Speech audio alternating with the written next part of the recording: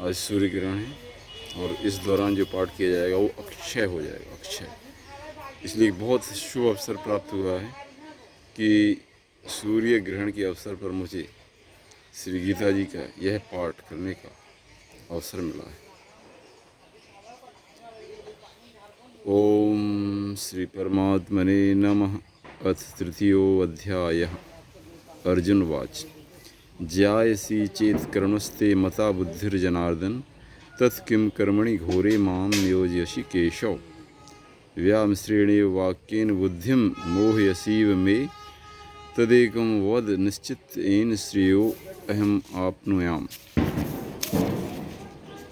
अर्जुन कहता है भगवान श्री कृष्ण ने कि यदि आपको बुद्धि की अपेक्षा कर्म ही श्रेष्ठ लगते हैं तो मुझे भयंकर युद्ध रूप भयंकर कर्म में मुझे क्यों फंसाना चाहते हैं।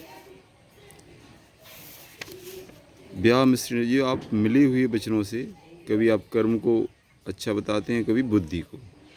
ये जो मिश्रित वाक्यों से मेरी बुद्धि मोहित हो रही है। इसलिए हे भगवान, मुझे एक निश्चित बात बताइए, निश्चय करके, जिससे मेरा कल्याण हो।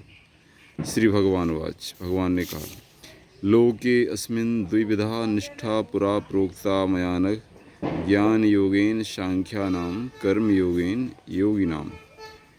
हे निष्पाप अर्जुन, इस लोक में दो प्रकार की निष्ठा मेरे द्वारा पहले कही गई है, ज्ञानियों की ज्ञान योग से और योगियों की कर्म योग से। न कर्मणाम अनारंभान नैष अकर्म्यम पुरुषो अश्नुते न च संन्यास न देव सिद्धिम समधिगच्छति। क्योंकि ना तो मनुष्य कर्मों के त्याग करने से निष्कर्मता को प्राप्त होता है और न कर्मों के त्याग करने से भगवत साक्षात्कार को प्राप्त होता है। क्योंकि ना ही कश्चित क्षणमपि जातु तिष्ठत् अकर्म कृत कार्यते अवश्यः कर्म सर्वाः प्रकृति जैर्गुणे। क्योंकि किसी भी समय कोई भी मनुष्य किसी भी एक क्षण बिना कार्य किए हुए नहीं रह सकता।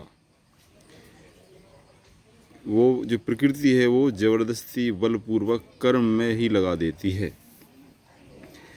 कर्मे इंद्रियाणि संयम या आस्ते मनसा स्मरण इंद्रियार्थान विमूढ़ात्मा मिथ्याचारः स उच्यते। क्योंकि अगर जबरदस्ती बलपूर्वक कर्मेंद्रियों को हम बलपूर्वक रोक करके रखें, लेकिन मन से हम संसार का चिंतन करते रहें, इंद्रियों को बस में करें लेकिन मन को खुला छोड़कर उसका चिंतन करते रहें, तो ये मिथ्याचार कहलाता, आडंबर कहलाता है। इंद्रियार्थान, इसलिए मूढ़ आत्मा जो होते हैं वो कर्मेंद्रियों को हट से रोक करके और मन से उनका चिंतन करता रहता है, भोगों का चिंतन करता रहता है। जैसे हम मौन हो गए वाणी से, लेकिन मन में हमारी उथल पुथल सब कुछ सोचते रहेंगे। अगर हमने जिह्वा से कुछ खाया नहीं, व्रत रखा, लेकिन मन से हम नए नए चीज़ों का स्वाद लेते रहें, तो वो आडंबर मिथ्याचार कहलाएगा। क्यों? यस्तु इंद्रियाणि मनसा नियम्य आरभते अर्जुन कर्म योगम अशक्तः स विशिष्यते।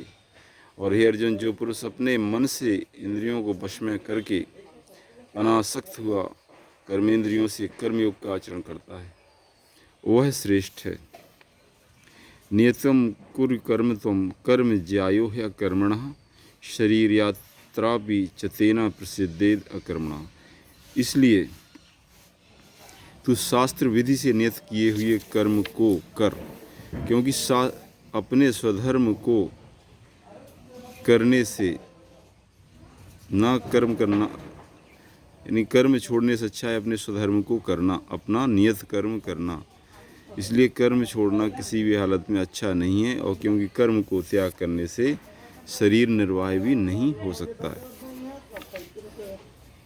यज्ञार्थार्थ कर्मणो अन्यत्र लोको अयं कर्म बंधनः तदर्थम कर्म कौन्ते मुक्त संगः समाच। जितने भी कर्म हैं, अगर वो यज्ञ के रूप में किए जाएं, यानी स्वधर्म के लिए किए, दूसरों परमार्थ के लिए किए जाएं, तो उनसे बंधन नहीं होता है। यानी यज्ञ के लिए कर्म किए गए बंधन कारक नहीं होते हैं, और यज्ञ को छोड़कर जो कर्म किए जाते हैं उनसे बंधन होता है। अच्छा, अब उनका यज्ञ क्या है?